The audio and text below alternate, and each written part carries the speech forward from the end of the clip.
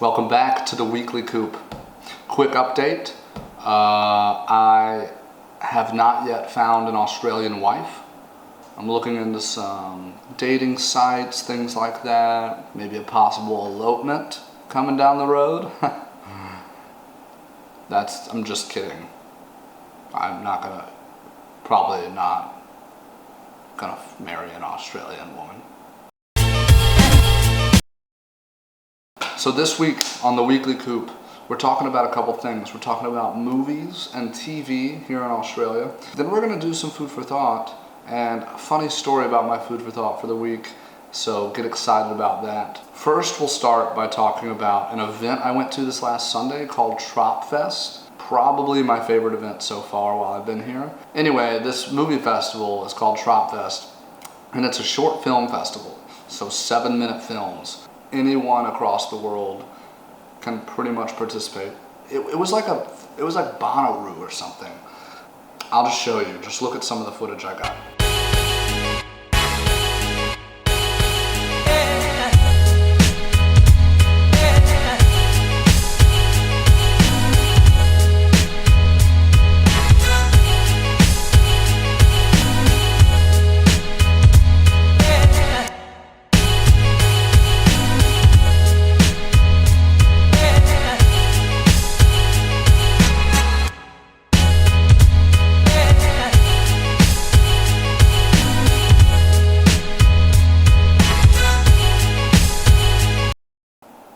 Pretty sweet, huh?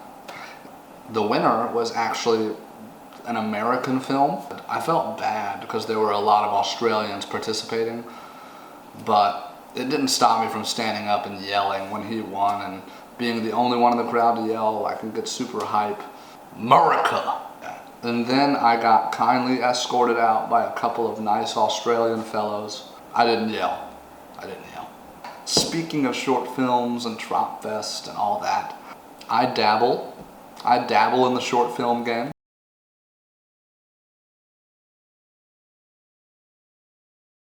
Speaking of movies and TV and such, Australia has a pretty interesting TV media market. First is their news. So their news is out of control. I don't even know if it can be classified as news. Frankly, they cover more news from America than they do news from Australia. I've been asked like 6 times who I'm voting for in our election. If I'm voting for Donald Trump. The news is just interesting. Mark Ferguson, he's the guy here. He's the Ron Burgundy of Australia. Ridiculous things happen here all the time, and no one knows about any of them. They're super lax with everything they do in the media, and I don't know if it's even regulated, like at all. You know, our media is regulated. We can't say certain words on the airwaves of radio in America. I've heard cursing more than I've heard almost normal words like the. The films they play on TV aren't censored. I've seen 2 Quentin Tarantino films on TV since I've been here.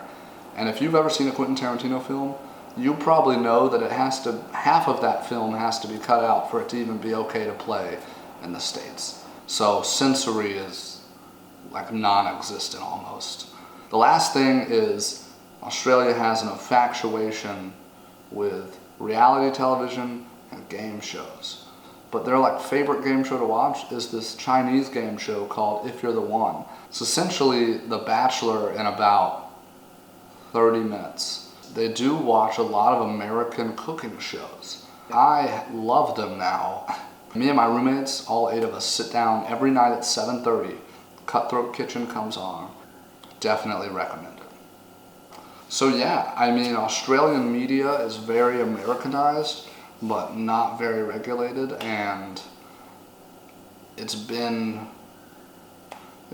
very interesting. So you know what time it is.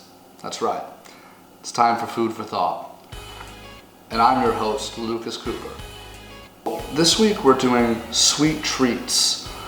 Funny story though, I just filmed this portion and I was gonna eat 2 things. I've got something that I'm not gonna disclose because I'm using it this week, but I also had macaroons. And I ate it and I did the whole thing and I left my mic off.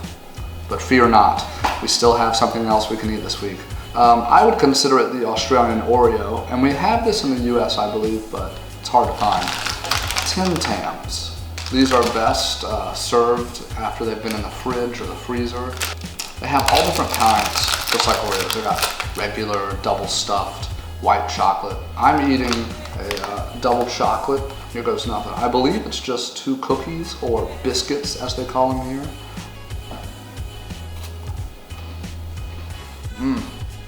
Great cold. It's like the Mona Lisa of flavors in my mouth. Beautiful.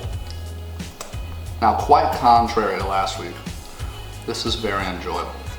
So now it's time for your actual food for thought. So I was talking to a friend of mine the other day about all the, poisonous animals and crazy animals in Australia.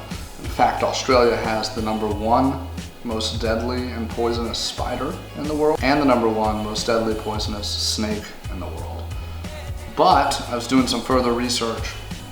The state animal of New South Wales, where Sydney is located, is the platypus. The platypus actually has a poisonous spur on the bottom of its foot, and that poisonous spur has enough poison to kill a large dog.